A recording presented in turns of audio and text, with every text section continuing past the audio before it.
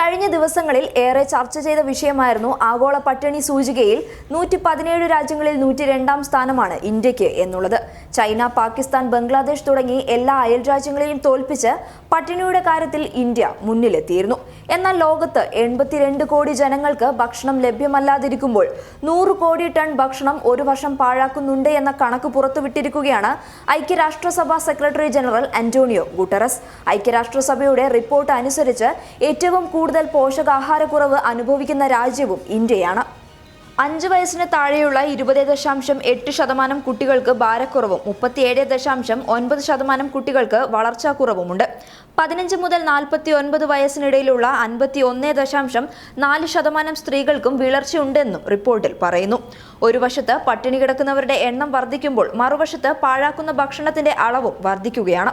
200 കോടി ജനങ്ങളാണ് അമിതവണ്ണം മൂലം കഷ്ടപ്പെടുന്നത്. ആരോഗ്യകരമല്ലാത്ത ഭക്ഷണശീലം അമിതവണ്ണത്തിനും രോഗങ്ങൾക്കും മരണത്തിനും കാരണമാകുന്നു. ഉൽപാദനം, ഉപഭോഗം എന്നിവയിൽ മാറ്റം വരേണ്ട സമയമായി എന്നും അദ്ദേഹം പറയുന്നുണ്ട്. കാലാവസ്ഥാ മാറ്റം ഭക്ഷ്യോൽപാദനത്തിന് വെല്ലുവിളി സൃഷ്ടിക്കുന്നുണ്ട് എന്നും ആന്റോണിയോ ഗുട്ടറസ് പറഞ്ഞു.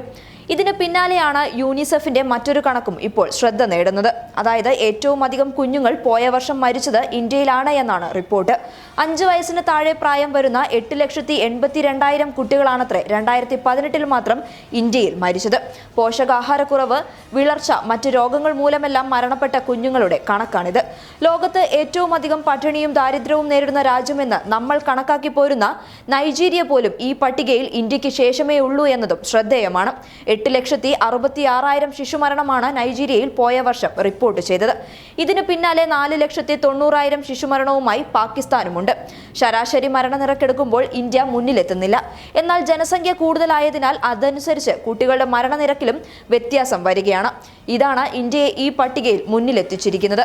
അങ്ങനെയാണെങ്കിൽ കൂടി ഇത് രാജ്യത്തിന് അപമാനമാണ് എന്നാണ് സാമൂഹ്യ നിരീക്ഷകർ വിലയിരുത്തുന്നത്. വിദ്യാഭ്യാസത്തിനും വികസനത്തിനും മുൻതൂക്കം നൽകുന്നുവെന്ന് വാദിക്കുന്ന കേന്ദ്ര സർക്കാർ ഇക്കാര്യങ്ങളെ ചർച്ചയ്ക്കെടുക്കുന്നില്ല എന്നും അത് എന്തുകൊണ്ടാണെന്നും വിമർശനങ്ങൾ ഉയരുന്നുണ്ട്. രാജ്യത്തെ സാമ്പത്തികാവസ്ഥ അപകടകരമായ തലത്തിലേക്ക് നീങ്ങുകയാണ് എന്ന് സാമ്പത്തിക വിദഗ്ധർ മുന്നറിയിപ്പ് നൽകി കഴിഞ്ഞു. തൊഴിൽ മേഖലയും കടുത്ത പ്രതിസന്ധി നേരിടുന്നുണ്ട്. വിപണികളിലെ മാന്ദ്യം പരസ്യമായി കഴിഞ്ഞു. ഇത്തരമൊരു സാഹചര്യത്തിൽ ആരോഗ്യരംഗത്തെ പോരായ്മകളും കൂടി യൂണിസെഫിന്റെ റിപ്പോർട്ടുകളോടെ വെളിപ്പെടുകയാണിപ്പോൾ. News desk public Kerala.